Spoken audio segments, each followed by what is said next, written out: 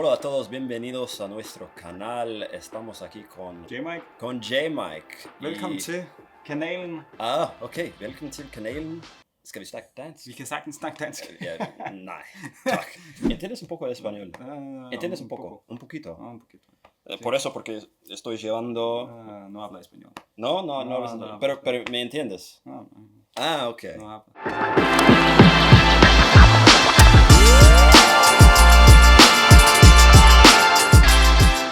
What's up, guys? Obviously, we are back here, and we have some one-on-one tips for you today. The wonderful J-Mike is back once again. And this is going to be a good one because we're going to talk about how to win one-on-one situations, both from the perspective of an attacker and a defender. And we're going to throw in some tips from the keeper as well. They don't have souls. So, yeah, exactly. So we're going to save them for last. But it's going to be a pretty interesting one. Yes. Because no matter which position you play, you'll have some tips on how you can win those one-on-one duels. Boom. Let's do it. Let's go.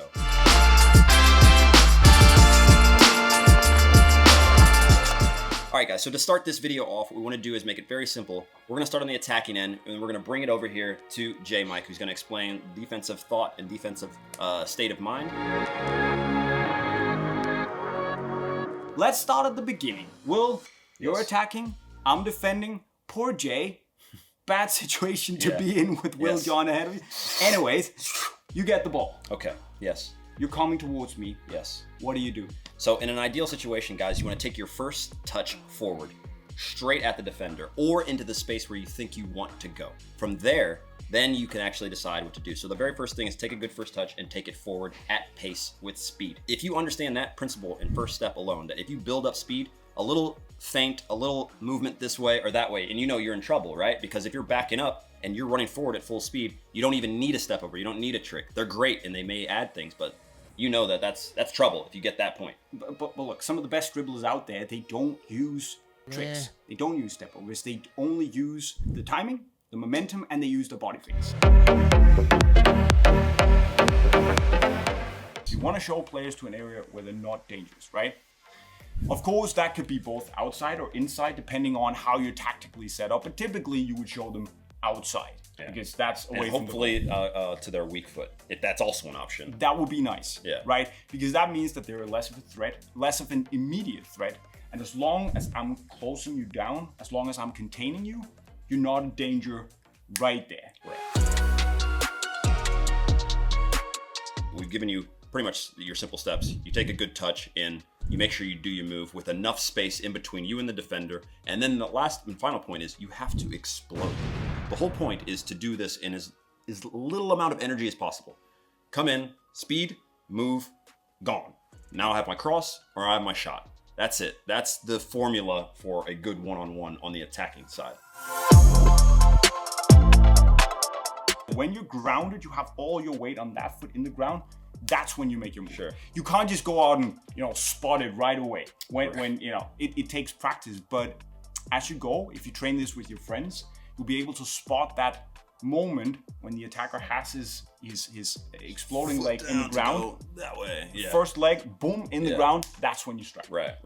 The longer that you don't get to go past me, the better. Because that gives me time to get back up, and that gives you time to mess up. Of course. Try something risky because you get annoyed that you can't go past. Yeah, 100%. Let's just take Messi, for instance. He's on the right side of the field. He wants to still go inside. Of course. He wants to go on his left foot and shoot. And it's very hard. If you want to get past this guy, you can't just run straight in. I start to go back. So attacking players, this is a problem for defenders. Because I'll start to run fast at you, but when I make my cut inside, I'll cut backwards, all right? And you can't really do much for that. Exactly. All the spaces where I just ran from. And if I cut back into that, I can still move this way. See, the thing is, guys, what you don't want to do here as the defender is you don't want to react to that and stick out a foot. Yeah. So the moment you stick out your foot, the moment you put your leg down, Lunge. that is Trouble. the second you lose control of the situation. If you go inside, I will need to wait a little bit and know that I have help, support before I push up. Right. Guys, you don't need to always beat the defender. there's no need for you to beat him if you are near the box to shoot and score. You can run at them fast. You might think, I need to do 6 step overs and get past this guy. No, maybe you just need to run fast, tap the ball to the side, and just hit it. Maybe it's back post, maybe it's through their legs.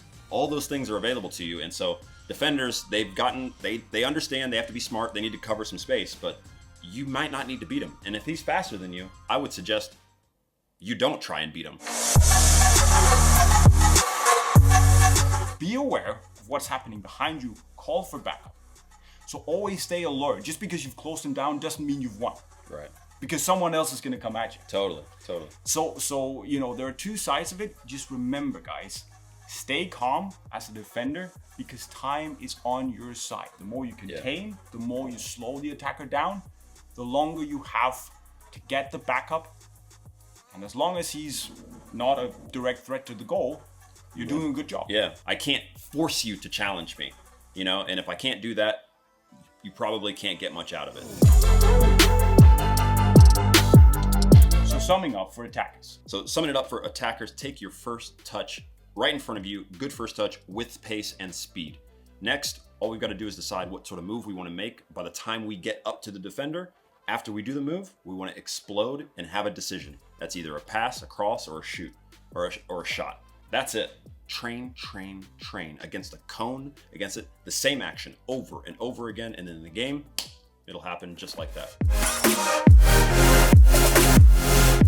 Be calm, make sure, push him outside if you can, give yourself some time to get some backup, and then stay alert.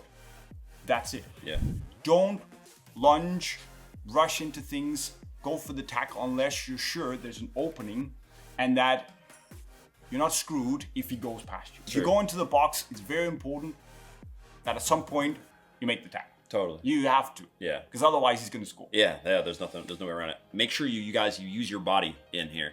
You can lunge with your leg and that's fine, and you can win a lot of tackles like that. But depending on your body size, and even if you're not that big of a guy, guys, I've won a lot of the tackles against much bigger guys. Just put your body in between. When you step in, you got to start doing it then. If you use your body when you come in with that tackle, then rather than just your leg, you're going to give yourself a better chance. Yes. So basically that was how to win one-on-one situations. Just remember that it's about staying calm. It's about believing in yourself, believing in the situation and your skills, and you're going to make it.